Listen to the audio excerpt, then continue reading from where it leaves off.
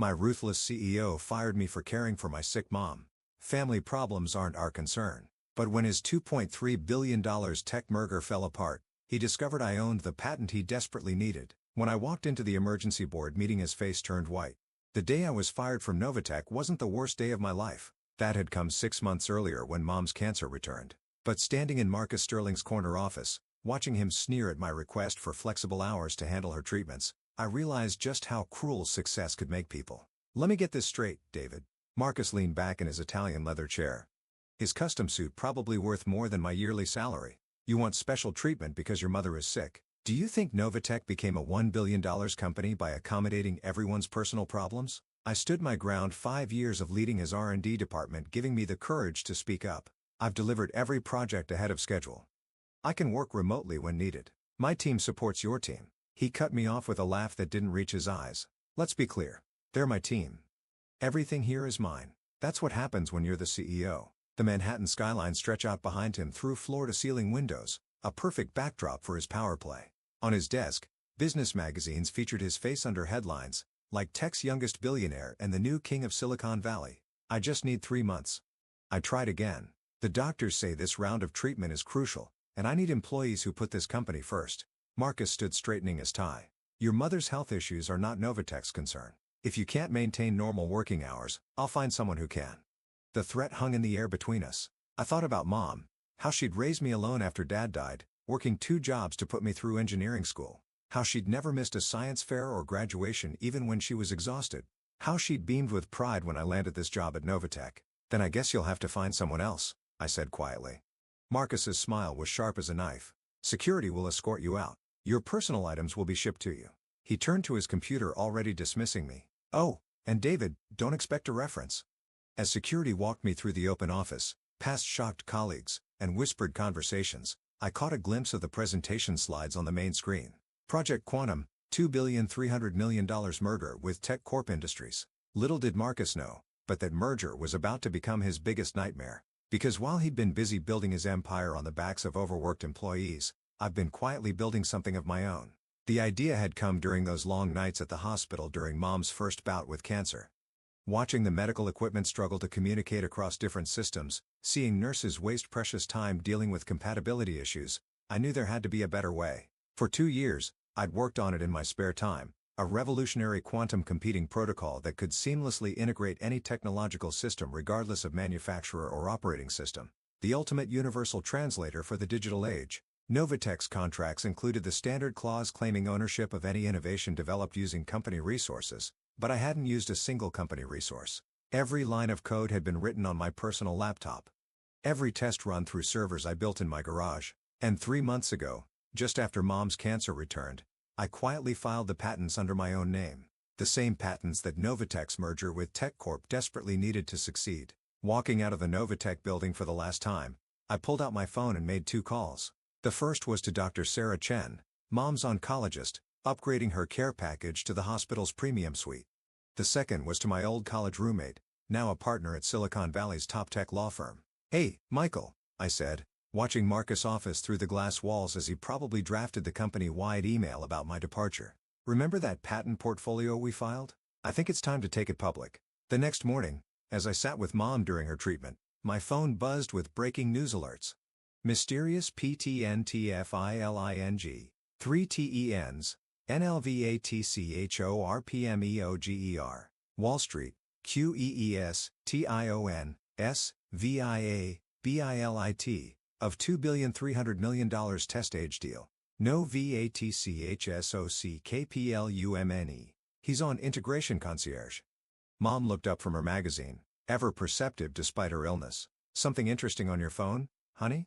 I smiled, taking her hand. Just some business news. Nothing as important as being here with you.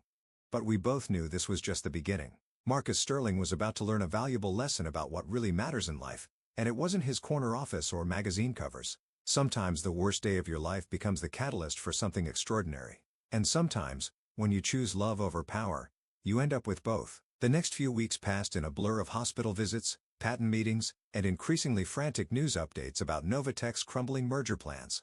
From my mom's premium hospital suite, I watched Marcus Sterling's empire start to crack. Tech Corp demands answers on integration protocol. Novatech faces shareholder revolt over merger concerns. Sterling's $2,300,000,000 dream deal on life support. You don't look very upset for someone who just lost their job, Mom observed one morning, her keen eyes studying me over her breakfast tray.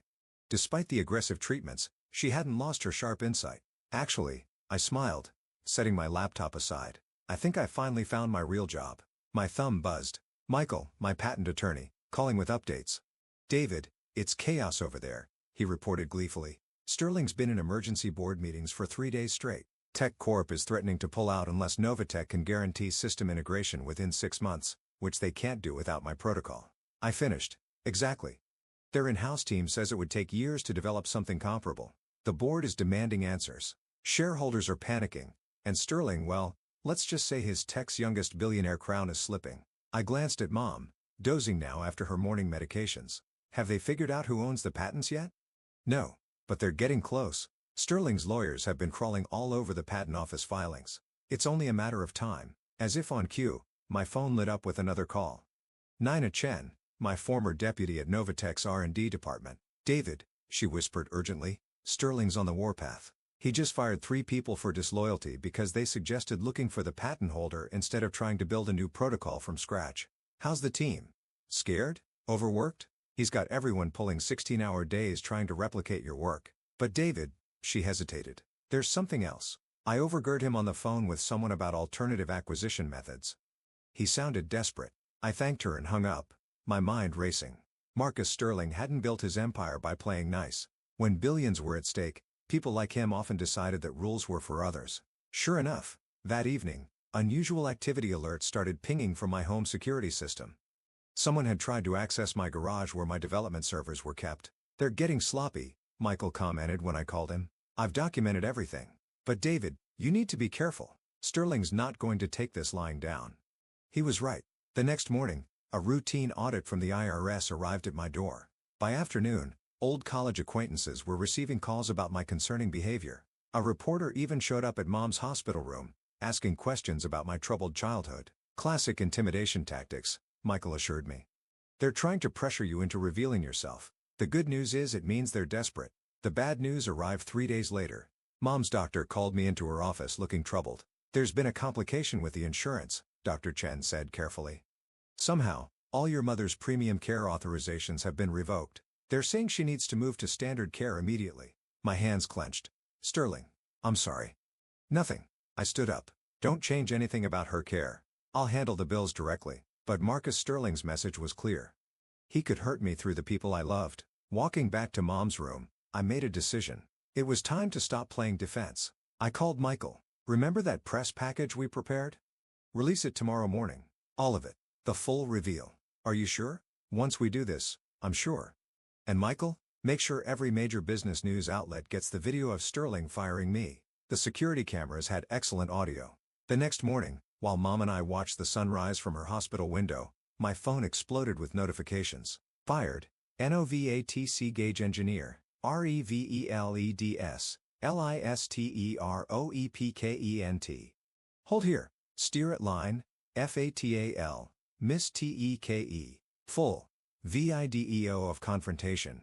KIOEs. GIRAL. No VATCH. Board. KALLSE. Mergai, and site, GETANG as SHLIES plunge 40%. Mom picked up her tablet, reading the headlines.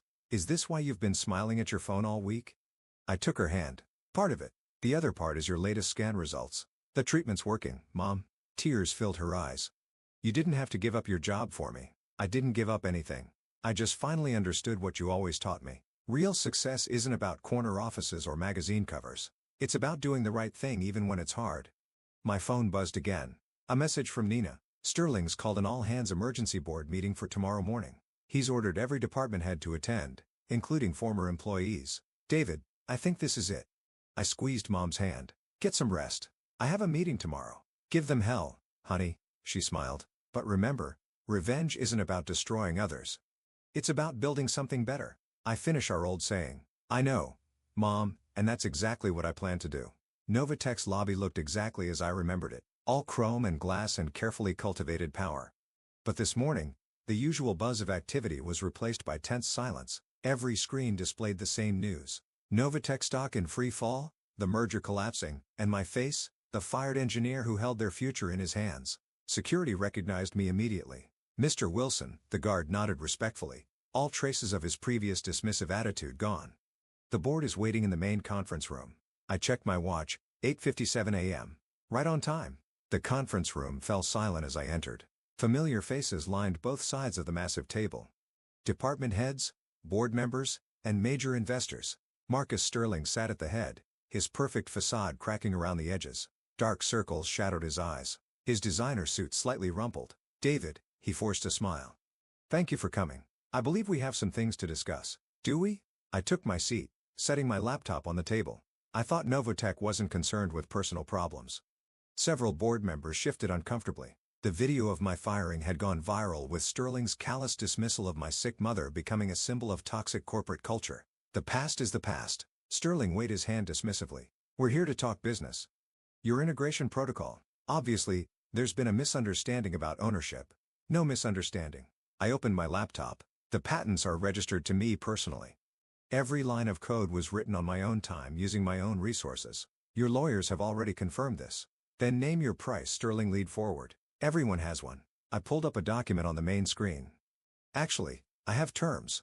"Terms?" Sterling's fake smile faltered. "First, Novatech will establish a comprehensive healthcare fund for all employees and their families. Full coverage, no exceptions." "That's not." "Second," I continued, "the company will implement strict work-life balance policies. No more 80-hour weeks or vacation shaming." "This is ridiculous." Sterling stood up. "We're offering you millions, and you want to play social justice warrior?" "Third," I met his glare steadily, "you resign as CEO, effective immediately." The room erupted in chaos. Sterling's face turned purple. "How dare you? How dare I?" I stood up slowly. "You tried to intimidate me. You targeted my mother's medical care. You even sent people to break into my home. You can't prove." "Actually," I tapped my laptop, bringing up another screen. "I can prove everything, including your insider trading last quarter, your offshore accounts, and those interesting emails about alternative acquisition methods." The board chairman cleared his throat. "Mr. Sterling, perhaps we should discuss these allegations privately." "This is absurd." Sterling slammed his fist on the table. "I built this company." "No." I corrected quietly. "You built an empire on other people's work and sacrifice. The real Novatech was built by engineers working overtime, by developers missing their kids' birthdays, by people like me who believed in creating something meaningful." I turned to address the board directly. "My integration protocol is revolutionary. With it, Novatech could dominate the tech industry for decades. Without it, the company will lose the merger and likely face a shareholder revolt." The chairman nodded gravely. "Your terms, Mr. Wilson, are non-negotiable." I finished. "But there's one more thing." I pulled up a final document, a press release announcing Novatech's new charitable initiative. The Grace Wilson Memorial Foundation, named for my mother, dedicated to supporting families facing medical crisis. "You're insane," Sterling whispered. "The shareholders will never." Actually, a new voice spoke up. James Chen, our biggest investor, stood. "The shareholders have already voted. Mr. Sterling, the board has lost confidence in your leadership. We accept Mr. Wilson's terms." What happened next was a blur of signatures and legal documents. By noon, Marcus Sterling had been escorted from the building, his empire crumbling around him. By evening, Novatech stock had stabilized as the markets responded to the announced changes. 1 week later, I stood in Mom's hospital room watching her read the news coverage. "Novatech announces revolutionary new direction," she read aloud. "Former R&D head David Wilson named CEO. My son, the chief executive." "Acting CEO," I corrected. "Just until we implement the changes, then I'm going back to R&D. That's where the real work happens." She smiled knowingly. "And the foundation?" "Already helping 3 families cover their cancer treatments." I took her hand. "Soon, it'll be helping 100. Your father would be so proud." She squeezed my fingers. "Not of the success, though that's wonderful, but of how you achieved it. You didn't let bitterness win. I learned from the best." I smiled. "How are you feeling?" "Better every day. The doctors are very optimistic." My phone buzzed. A message from Nina about the merger negotiations. TechCorp was thrilled with the new direction. The deal would go through bigger than ever. "You know," Mom mused, "Marcus Sterling never understood the most important thing about success." "What's that?" "Real power isn't about controlling others. It's about lifting them up. That's how you build something lasting." Looking out at the sunset painting the city skyline, I thought about everything that had changed. Novatech was transforming from a burnout factory into a model of corporate responsibility. Families like mine wouldn't have to choose between work and caring for their loved ones. And somewhere, Marcus Sterling was learning that true leadership isn't about corner offices and magazine covers. By the way, Mom added casually, when do you plan to tell them about your new quantum encryption protocol? I grinned. Some things never changed.